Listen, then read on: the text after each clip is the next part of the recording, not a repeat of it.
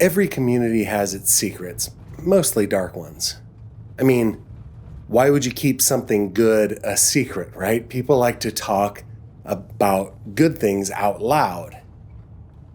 It's true they like to talk about bad things too, but there are some subjects that are just so bad, so beyond the pale, that they mustn't be mentioned out loud. When they are, it's done carefully, in hushed tones, with trusted people in out-of-the-way corners of dark rooms using coded language. Governments have honed the craft of recruiting people seemingly born with just the right temperament to keep a secret. Somebody who doesn't seek credit, who thrives on knowing, not on telling. They take those recruits and put them through a refinement that removes every last inkling of the desire to spread information that they have locked inside their minds. My uncle was one of those people. He spent his career as a special agent of the FBI. He specialized as a polygraph operator and even continued to administer lie detector tests as an FBI consultant for years after his retirement. Do you know what he told me a couple years before he passed away? Nobody can keep a secret forever.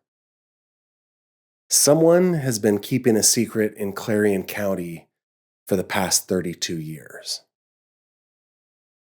On July 22, 1990, 7-year-old Angie Klinger was out playing with her 10-year-old brother and two neighbor friends, a 10-year-old boy and a 12-year-old girl, in the hills of Monroe Township. 32 years later, she remembers the day almost perfectly. Almost. There's some blurriness in her memory. It was the day before her 8th birthday. It was sunny. It was humid. The milkweed was tall. Their large clusters of pink flowers swayed in the wind, and the monarch butterflies had laid their eggs on them, and cocoons could be found dangling beneath their leathery leaves. The children weren't far from home. They were making their way over to a culvert running under the railroad tracks where a creek was overflowing and watering the berry bushes. They'd brought small containers with them just in case they encountered some ripe fruit. Angie didn't see the body at first. She smelled it.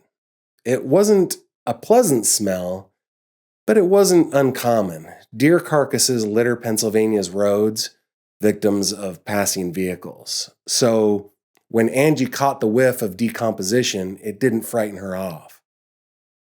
As the group of children came closer to the culvert, they saw what they guessed was causing the stench and naturally thought it was a rotting deer. It didn't take long, though, to realize the truth. Seconds, probably. This was the body of a woman. She was lying face down in a couple of inches of water, a few feet in front of the culvert. She was dressed in a black t-shirt and blue jeans. She had brown hair, though it was in the water near her head, not on it. Angie could see bones. She doesn't remember seeing very much flesh. When I met Angie for the first time, it was in the parking lot of Zion Baptist Church in Monroe Township. I had reached out to her through Facebook, hoping I'd found the right Angie Klinger. She was apprehensive about meeting a stranger who said he was a reporter and wanted to do it in a public place with good cell reception. If she felt uneasy at all, she was going to leave. The plan was to follow her from the church to the location where she'd found the body with her brother and friends. After a short conversation, she felt comfortable taking me there. So I hopped in my car and followed her for a few minutes until we arrived at the spot, a secluded intersection of Lawrence Road beneath us and high-voltage transmission lines above. As we pulled up, I could see the culvert come into view, previously hidden by the overgrown foliage.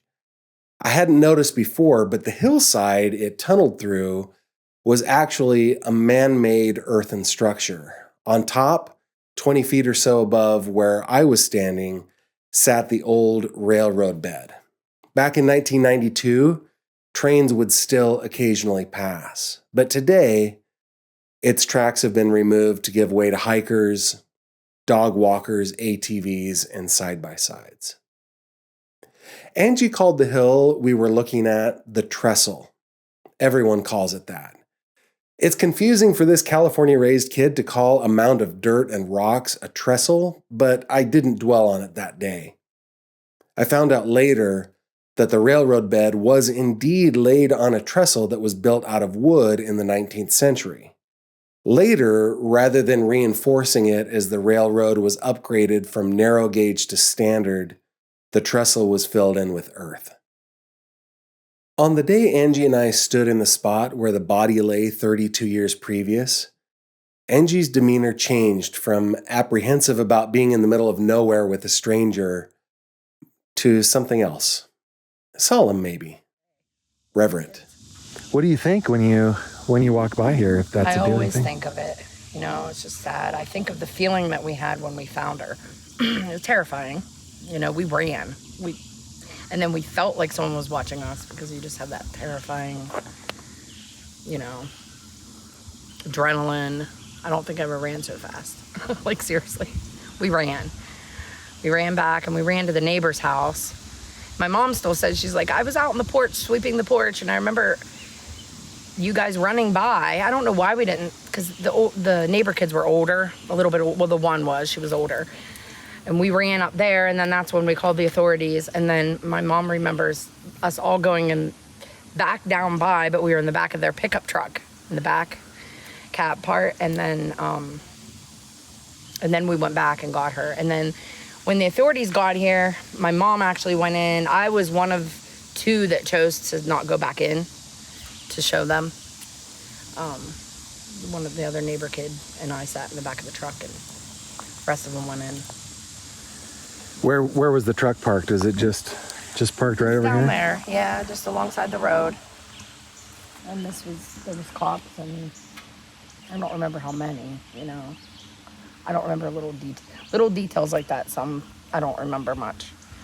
It was kind of a blur, I think, because it was traumatizing, I believe, Yeah. What were you like? I've read stories that you were berry picking and stuff like that. We were picking berries. I mean, it's not like we came out to pick berries. That was our full intention, but that's just stuff we did. Like, we would pick berries if we were out and saw berries. I think we did have a couple containers, but there was berries along, like, if you want to walk over here. Sure. So we were just kind of playing in this area.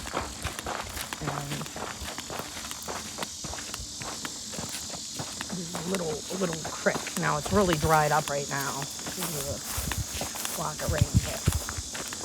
Sometimes when we have heavy rain, this is full and it's a waterway that'll go down. A couple of them were on that side. So does the water come through here? Yeah, it's just completely dried up right now. It usually has water in it. I'm really blown away right now. I haven't been down here for a while. But yeah, and then riders ride through here too. You can go up around and then onto the trestles, and the train, where the train used to run, it was actually running at that time. I mean, not physically while we were here, but they did have, the railroad was active then. But now it's a trail. It's a rider trail. It's a known rider trail. It'll take you wherever you want to go, pretty much. But you can ride through here and up around and get on the trestle track. But yeah, we were just playing around, and I think there was berries up on that bank. And then right here, the water comes through and goes down in there. Of course, it's all grown over now. It wasn't as bad, but she was right down in here. Oh. Yeah. I had imagined that she was through the tunnel. No, she was on this side. In fact, she was like right in here. 2 days later, their discovery was mentioned in a small blurb in the Clarion News. Quote, Monroe Township. A body of an unknown white female, estimated to be in her teen years, was found by children hiking through the woods near Township Route 535, 4/10 mile west of State Route 2012 at 1 p.m. July 22nd. Time and cause of death and identity are under investigation. Anyone with information concerning this matter should contact Pennsylvania State Police. Close quote. Another 2 days passed, and another blurb was published in the Clarion News. Quote, Clarion. State police report little progress in connection with the investigation of a body discovered by two youths hiking in Monroe Township July 22nd and are appealing to the public for any information that might be related. We're looking for information, anything that somebody can supply us with any type of lead, Corporal Dan Fiscus told the Clarion News. We don't have anything right now to work with. We have the jaw and skull, and it will take time to put that all together. Positive identification may not ever be possible. Although identification may not be possible, police say identification is essential to the investigation, hence the public appeal for information. Close quote. The article goes on to report that an autopsy was conducted in Allegheny County and that police believed that the woman suffered blunt force trauma to the head. Police also believed that the woman had been dead 1 to 3 months when she was found. They combed through missing persons reports from Clarion County and the surrounding area. No match. Over the years, police have leaked out bits of information about their Jane Doe case, hoping that they might jog somebody's memory. For example, they divulged that she was wearing size 910 Gitano brand jeans. She wore a Stoplight California brand black button-down short-sleeve shirt with an attached floral print vest. Her panties were Fruit of the Loom size 7. She wasn't wearing shoes and socks, nor a bra. Her teeth were in good condition. Investigators surmised that she may have come from somewhere with fluoridated water. Lastly, there was a penny in each of her front pockets. It's that last detail that caused many to refer to the victim as Penny Doe. Angie and I spent about 30 minutes together at the trestle that day that we met. As we left, I glanced at the time. It had been 32 years, 13 days, and about 44 minutes since Angie, her brother, and their friends made their grim discovery. 32 years, 13 days, and about 44 minutes that somebody had been keeping Penny Doe's identity a secret. In that moment, my mind flashed back to the conversation I had with my FBI special agent uncle a couple of years before he died. And that conversation gives me hope. I think that Penny Doe's identity will be discovered. And that little ray of belief is enough for me to cling on to as I dig into the mystery that has baffled investigators for more than 3 decades. It will take me from lead to lead. I will uncover documents never before released. I will speak with medico-legal death investigators, forensic scientists, anthropologists, and geneticists. The purpose of everything I do as I investigate this case will be to prove what my uncle told me all those years ago. Nobody can keep a secret forever. Just being a mom now, all them years I was little, I didn't give it much thought, but the last 5 years it's been wearing on me. Every month around my birthday time, I think of her, and we still walk here, so I think of her. And I just think, like, I'm a woman, I'm a mom, somebody's missing somebody. It's just sad. So if there's anything I can do to try to help, at least identify who she is, I mean, that'd be great. For anybody. It's great that there's interest in it now. It makes me happy,